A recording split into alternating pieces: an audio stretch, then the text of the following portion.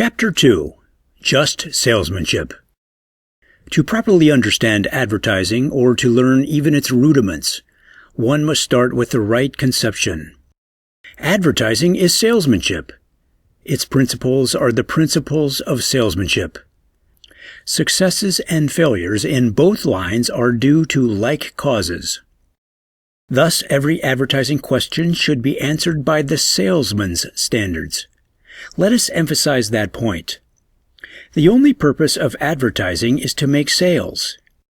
It is profitable or unprofitable according to its actual sales. It is not for general effect. It is not to keep your name before the people. It is not primarily to aid your other salesmen. Treat it as a salesman. Force it to justify itself. Compare it with other salesmen. Figure its cost and result. Accept no excuses which good salesmen do not make. Then you will not go far wrong. The difference is only in degree. Advertising is multiplied salesmanship. It may appeal to thousands while the salesman talks to one. It involves a corresponding cost. Some people spend $10 per word on an average advertisement. Therefore, every ad should be a super salesman. A salesman's mistake may cost little. An advertising mistake may cost 1,000 times as much. Be more cautious, more exacting, therefore. A mediocre salesman may affect a small part of your trade. Mediocre advertising affects all of your trade. Many think of advertising as ad writing. Literary qualifications have no more to do with it than oratory has with salesmanship.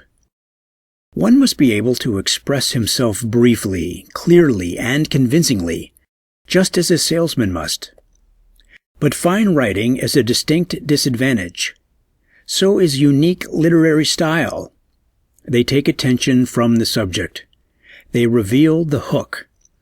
Any studied attempt to sell, if apparent, creates corresponding resistance. That is so in personal salesmanship as in salesmanship in print. Fine talkers are rarely good salesmen. They inspire buyers with the fear of over-influence. They create the suspicion that an effort is made to sell them on other lines than merit. Successful salesmen are rarely good speech makers.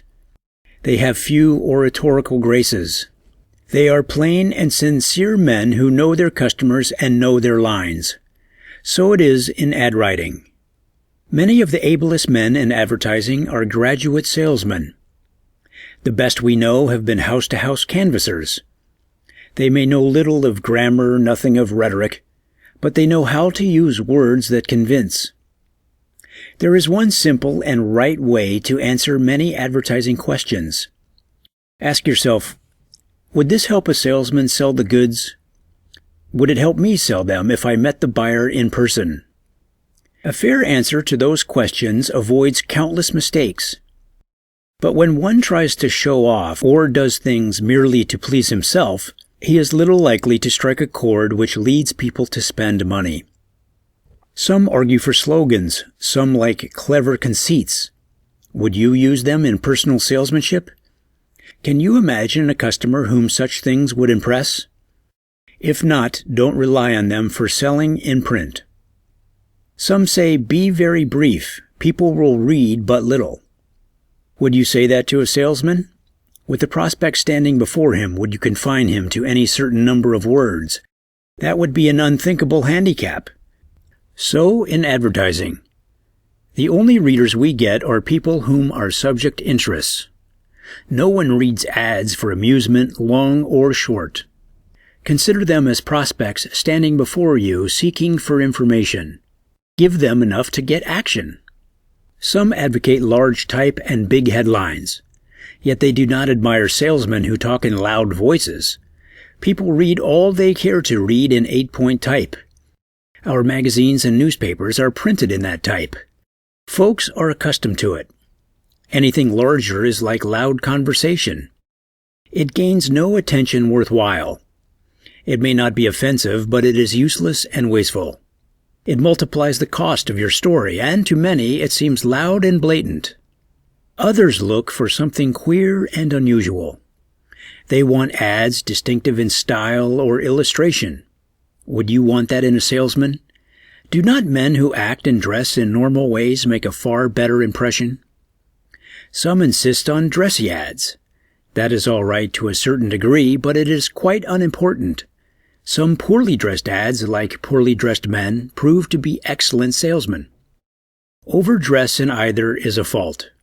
So with countless questions. Measure them by salesman standards, not by amusement standards. Ads are not written to entertain. When they do, those entertainment seekers are little likely to be the people whom you want. That is one of the greatest advertising faults. Advertisers abandon their parts. They forget they are salesmen and try to be performers. Instead of sales, they seek applause. When you plan and prepare an advertisement, keep before you a typical buyer. Your subject, your headline, has gained his or her attention. Then in everything be guided by what you would do if you met the buyer face to face. If you are a normal man and a good salesman, you will then do your level best. Don't think of people in the mass. That gives you a blurred view. Think of a typical individual, man or woman, who is likely to want what you sell. Don't try to be amusing. Money spending is a serious matter. Don't boast, for all people resent it. Don't try to show off. Do just what you think a good salesman should do with a half-sold person before him. Some advertising men go out in person and sell to people before they plan or write an ad. One of the ablest of them has spent weeks on one article selling from house to house. In this way, they learn the reactions from different forms of argument and approach. They learn what possible buyers want and the factors which don't appeal. It is quite customary to interview hundreds of possible customers.